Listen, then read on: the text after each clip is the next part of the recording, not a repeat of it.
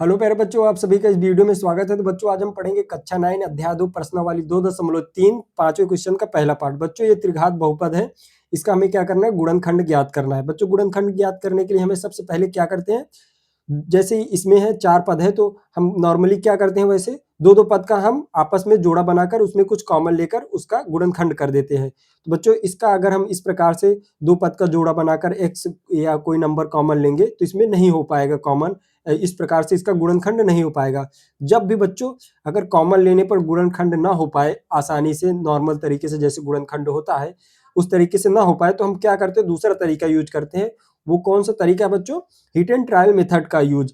उसमें बच्चों क्या होता है कि एक नंबर ले लेते हैं, उस नंबर को इस बहुपद में रखते हैं और जब ये बहुपद 0 के बराबर आ जाता है, जब वो नंबर रखने के बाद, तो हम कह देते हैं वो नंबर इस बहुपद का एक शून्यक हो जाता है। और शून्यक जब निकल जाता है बच्चों तो आप जानते ही उसका फैक्टर निकल जाएगा। तो चलिए इसमें रखते हैं नंबर। बच्चों नंबर आपको ढूंढना नहीं है, 99% 90% बच्चों केस जो रहता है, जो इस बहुपद को 0 बना देता है, वो 1 और -1 होता है। और बाकी 10% केस में कुछ और नंबर होता है, वो आपको हिट एंड ट्रायल मेथड से आपको देखना पड़ेगा कौन सा नंबर है। ज्यादातर ये लास्ट वाला इसका फैक्टर हो जाता है अगर 1 और -1 नहीं हुआ तो, जैसे 2 हो गया या -2 हो गया, इसका फैक्टर। ठीक है बच्चों, तो चलिए हम सबसे पहले इसमें 1 पुट करते हैं।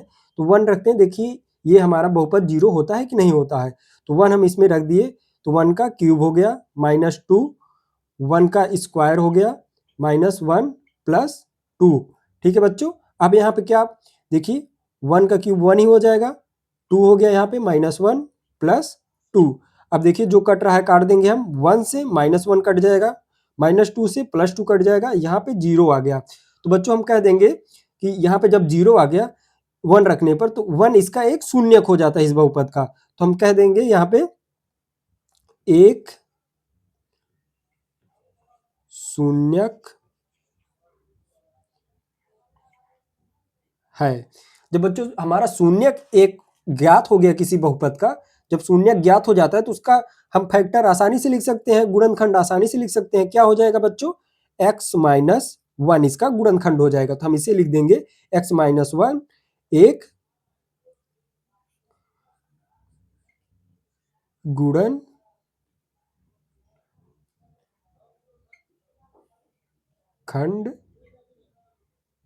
है। ठीक है बच्चों, x-1 एक गुणनखंड है। बच्चों x-1 इसका भी हम कॉन्सेप्ट बता देते हैं, कैसे गुणनखंड ये x-1 हो गया।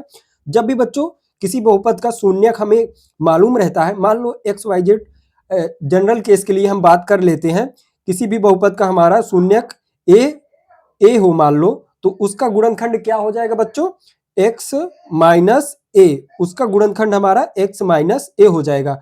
अगर बच्चों मान लो किसी बहुपद का शून्यक हमारा -a हो, तो उसका गुणनखंड क्या हो जाएगा बच्चों, x प्लस a। ठीक है बच्चों, तो यहाँ पे बच्चों हमारा पहला एक गुणनखंड यहाँ पे हमारा निकल आया है।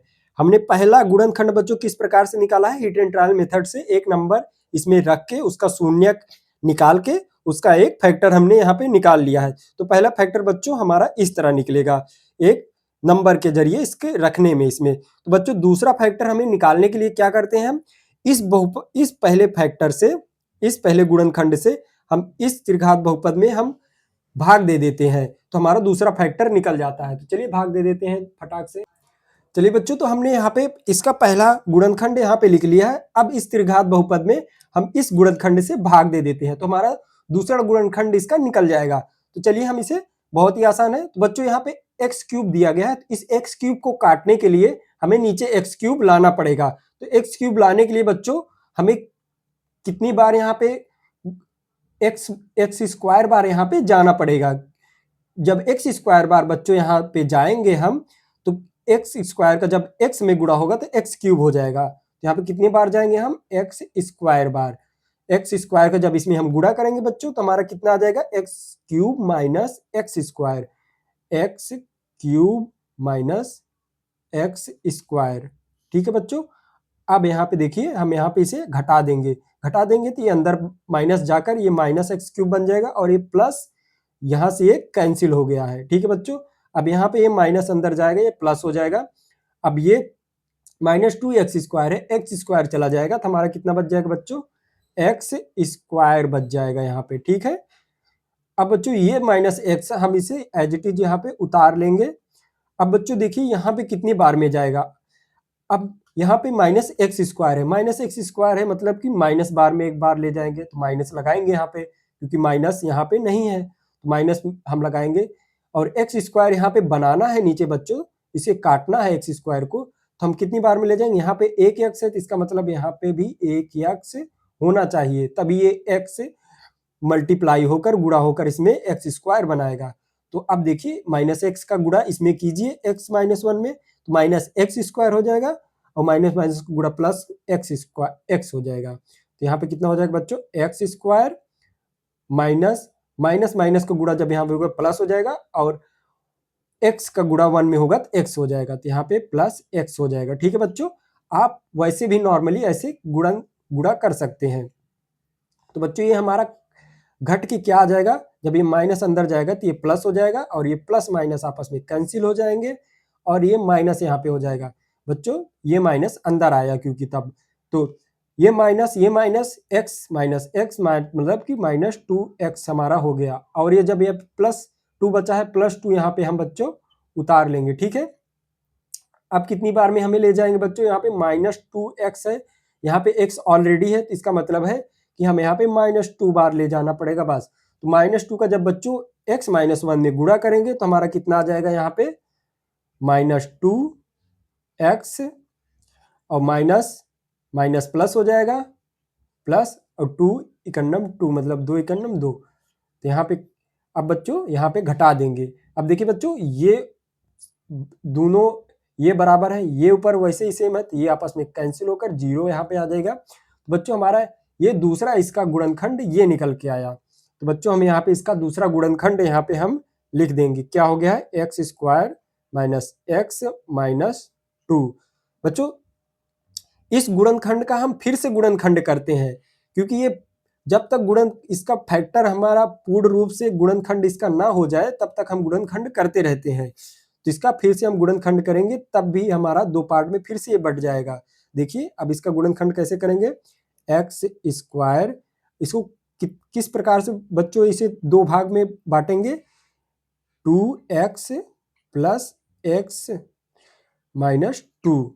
बच्चों देखिए इसको जब आपस में जोड़ देंगे तो हमारा -x आ जाएगा, जब इसको आपस में मल्टीप्लाई कर देंगे -2x को, तब हमारा पहला और दूसरे टर्म का गुणनफल आ जाएगा, -2x² आ जाएगा, ठीक है बच्चों। तो हमारा इसका मतलब है कि ये हमारा सही, हमने इसका 2 भागों में बांटा है इसे।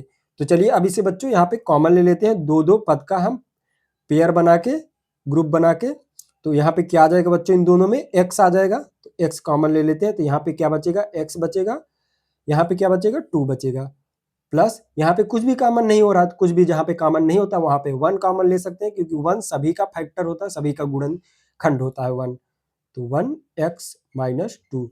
अब बच्चों इसमें से हम कॉमन ले लेंगे x -2, दोनों बराबर है तो x -2 हम कॉमन ले लेंगे, x -2, और कितना बचा बच्चों, x + 1, x + 1, ठीक है बच्चों। तो हमारा इसका ये 2 फैक्टर यहाँ पे, 2 गुणनखंड यहाँ पे निकल गए हैं, और पहला गुणनखंड जो बच्चों था ये है। अब हम तीनों गुणनखंड को एक जगह लिख देंगे, तो इसको भी हम यहाँ पे लिख दे रहे हैं, x + 1। अब बच्चों ये हमारा आंसर आ गया, यही फाइनल हमारा इसका गुणनखंड है, ये गुणनखंड हमारा हो गया, तो यही हमारा आंसर हो जाएगा। तो आशा है बच्चों आपको वीडियो पसंद आई होगी, अगर वीडियो पसंद आई तो बच्चों लाइक और सब्सक्राइब करिए, और अगर आप शेयर कर सकते हैं तो शेयर भी कीजिए। चलिए हम अगले वीडियो में मिलते हैं आपके लिए, तब तक के लिए गुड बाय।